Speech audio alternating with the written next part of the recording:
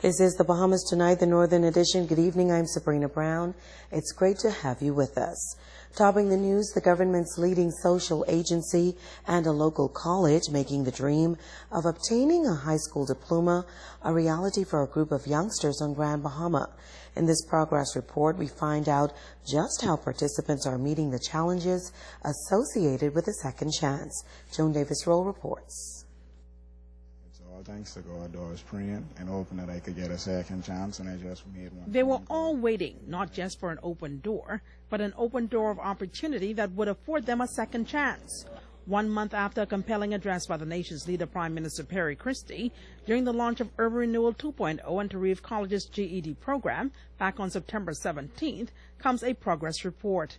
ZNS News visited the campus of Bishop Michael Eldon High School Monday night, where we entered the world of 20 young persons who began the year-long journey of attaining a high school diploma. Their students are hitting the books, developing learning skills, and proving to themselves and others that they can make the grade. Our story for today is taken from Greek mythology. Lecturer Ann Burrows and Tarif Administrator Samuel Bethel say that the persons enrolled are being empowered through education.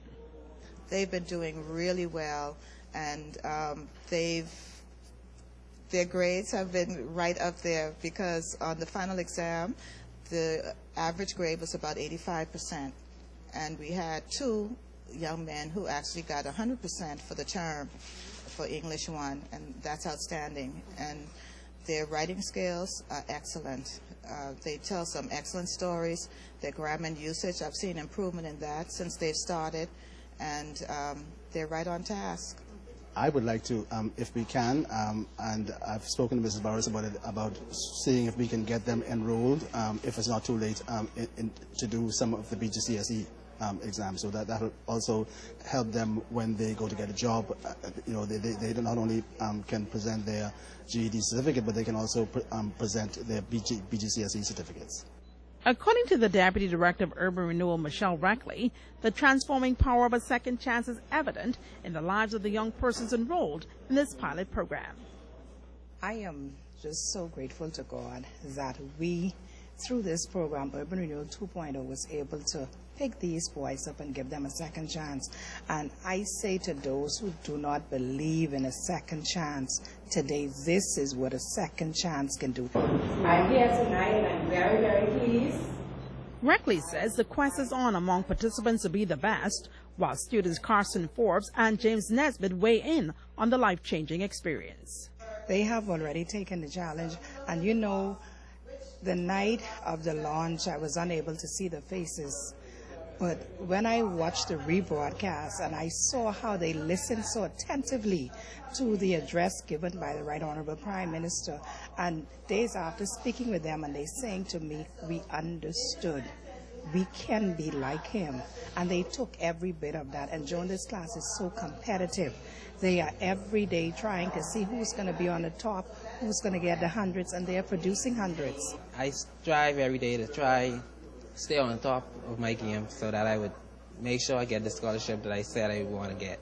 I started off at a Morocco school in grade 10. I just used to play around and didn't really know how important my education was until I reached in grade 12, and I seen that my GP was just a bit like 1 point away from graduation grade. It feels great being a part of this program. It shows me that anyone could get a second chance, and Ms. Reckley is a wonderful woman. She has a heart and she understands the challenges that we go through, and she really is an understanding woman.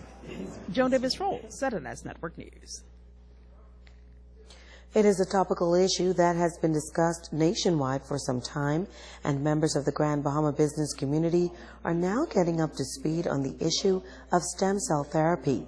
Dr. Freeman Lockhart recently gave the business leaders a brief overview of stem cell therapy, the pros and cons. So you find stem cells in your brain can go on and produce neuron stem cells in your heart, can go on and produce cardiac tissue stem cells in your blood, can go on and produce their immune system, can go on and produce bone, and so on and so forth. So these are described as the multipotent stem cells. But the unfortunate thing here is these are small amount, the cell pool is small. They are difficult to identify, difficult to isolate, difficult to grow in the lab. Dr. Lockhart says while adult stem cells may be hard to access, hard to grow, and are found in smaller amounts, he believes there is an upside when it comes to the issue of rejection. Anything that you put foreign into somebody, there's always the potential that your body is going to reject it despite our best effort. And we take a lot of effort in trying to tissue type, make everything specific for you. That's why you have persons waiting months and months and months for a heart transplant, months and months and months for a kidney transplant, and so long. You have to get the exact match to prevent rejection. Without that, you spend your life on immunosuppressive therapy, which is pretty much some very powerful drugs, and pretty much the treatment becomes almost as bad as the disease. Police on Grand Bahama preparing to pay last respects to a retired member of the Royal Bahamas Police Force.